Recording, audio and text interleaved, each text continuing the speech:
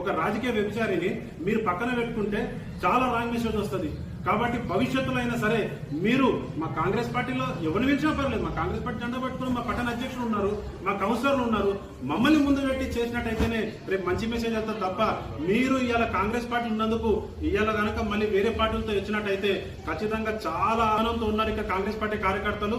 భవిష్యత్తులో ఎటువంటి సమస్యలు రావద్దంటే రేపు పొద్దున జరగబోయే కార్యక్రమాల్లో కూడా ప్రోటోకాలను పాటించండి, లేదంటే మా పార్టీ కాంగ్రెస్ పార్టీ తరఫున ఉన్న నాయకులన్నా పట్టణ అధ్యక్షులన్నా పిలిపించి పంపిణీ చేయాల్సిన. బొల్లారం ప్రజలకి నమస్కారము.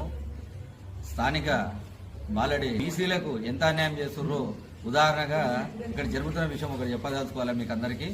మున్సిపల్ ఎలక్షన్ లో జరిగిన 10వ వార్డులో బీసీకి అవకాశం ఉంటే అక్కడ చౌదరికి చెందిన మహిళను శైలజ గారిని నిలబెట్టి అక్కడ స్థానికంగా దొంగోట్లతో గెలిచిన తర్వాత దాన్ని మేము చంద్రారెడ్డి గారు వరప్రసాద్ రెడ్డి గారు మా తరఫున మేమందరం నరసింహారాజు గారు అక్కడ కంటెక్ట్ చేసిన నరసింహారాజు గారి తరఫున ఆమె బీసీ కాదు ఆమె ఓసీ మహిళ అని కోర్టుకు అక్కడ వాళ్ళ ఊరికి వెళ్ళి ఆమె చౌదరి అని నిరూపించడానికి అక్కడ నుంచి స్థానిక స్కూల్లో ఆమె చదివిన స్కూల్ నుంచి ఆమె చదివిన ఊరు నుంచి తీసుకొని వచ్చి ఇక్కడ స్థానిక మన జిల్లా కోర్టులో సమర్పించి ఈమె నిజంగానే ఈ ఎన్నిక చెల్లదు అని కోర్టు తీర్పు ఇచ్చింది.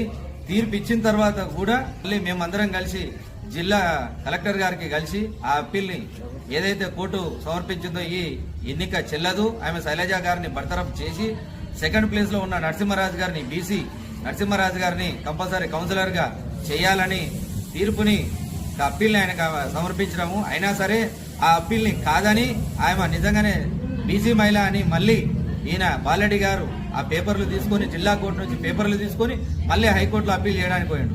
ఇది ఆయన చేస్తున్న దుర్మార్గం, ఆయన చేస్తున్న అన్యాయం, బీసీలకు జరుగుతున్న అన్యాయం. కాబట్టి దయచేసి ప్రజలారా మీరందరూ గుర్తించండి. కంపల్సరీ బీసీ ప్రజల్ని కానీ మన అందరినీ తప్పకుండా మనం అందరం కలిసి మంచి నాయకుడిని ఎన్నుకోవాలి. ఇలాంటి దొంగ మాటలు అన్యాయాలు చేసే పొలం బాలరెడ్డి గారి నాయకత్వాన్ని అంతమొందించే విధంగా అందరూ సమిష్టిగా చేయాలని కోరుకుంటున్నాను. అదేవిధంగా 11వ వార్డులో బీసీ మహిళ క్రిస్టి శేషులు గారు ఆమె చనిపోయి గత 4 సంవత్సరాలు అవుతుంది. అయినా సరే ఇంతవరకు ఆ వార్డులు పోవడము, ఎన్నిక నిర్వహించకపోవడం ఇది నిజంగా బీసీల మీద జరుగుతున్న అన్యాయంగా భావించాలి మనమందరము. కాబట్టి అందరూ కలిసికట్టుగా ఉండి ఈ అన్యాయాన్ని అందరం అరికట్టాలని కోరుకుంటున్నాను. జై హింద్, జై కాంగ్రెస్. అందరికీ నమస్కారం. పటంచెరు నియోజకవర్గాలంతా గమనిస్తూనే ఉన్నారు. మొన్న పటంచెరులో జరిగిన ప్రోగ్రాం ఏదైతే సీఎం రిలీఫ్ ఫండ్ పంపిణీ చేయడం ప్రోగ్రాం ఏదైతే జరిగినదో ఆ ప్రోగ్రాంకి బీఆర్ఎస్ నాయకులని ఎటువంటి పదవి లేని వాళ్ళని కూడా పిలిపించి గుడంబైపాలరెడ్డి గారు వాళ్ళ చేతుల మీదుగా పంపిణీ చేయడం చాలా బాధాకరం. ఎందుకంటే పటంచెరు నియోజకవర్గంలో 10 సంవత్సరాల నుంచి కష్టాలలో కార్యకర్తలు తుమ్మిట్టాడుతూ జెండా మోసి ప్రజల కోసం అపోజిషన్ల ప్రతి దానికి పోరాడిన వాళ్ళు కార్యకర్తలు. అటువంటి కార్యకర్తలకు ఈ రోజు విలువ లేకుండా పోయినది. మొన్న జరిగిన ప్రోగ్రామ్ లో బీఆర్ఎస్ నాయకులను పిలిపించి వాళ్ళ చేతుల మీదుగా సీఎం రిలీఫ్ ఫండ్ ని పంపిణీ చేయడం చాలా బాధాకరం. బొల్లారం నుంచి బీఆర్ఎస్ నాయకులు కొలం బాలరెడ్డి గారి మీదుగా వచ్చి పంపిణీ చేయడం అయితే ఇంకా బాధాకరం. ఎందుకంటే నిన్నగాక మొన్న ఎమ్మెల్యే ఎలక్షన్స్ లో ఒక 6 months 8 months బ్యాక్ మేమందరం కూడా కాంగ్రెస్ పార్టీలో చేరి కాంగ్రెస్ పార్టీ కోసం బలపరిచి కాంగ్రెస్ పార్టీని బొల్లారం నుంచి 5,500 ఓట్లు వేపించడం జరిగినది. మేము కాంగ్రెస్ పార్టీ కష్టాలలో ఉన్నప్పుడు మేము పార్టీలో జాయిన్ అయ్యి పార్టీ కోసం పనిచేస్తే ఇక్కడ కూడా వాళ్ళు వచ్చేసి ఆధిపత్యం వాళ్ళదే సాగిస్తా ఉన్నారు.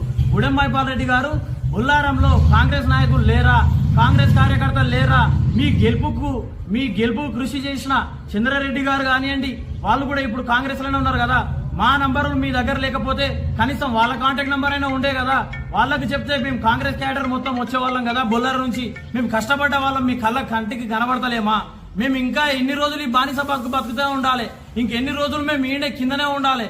గుడంబైపాలరెడ్డి గారు మీరు ఇటువంటిది చేయకుండా స్థానికంగా ఉన్న కాంగ్రెస్ కష్టపడే క్యాడర్ ని కూడా చూసుకుంటారు.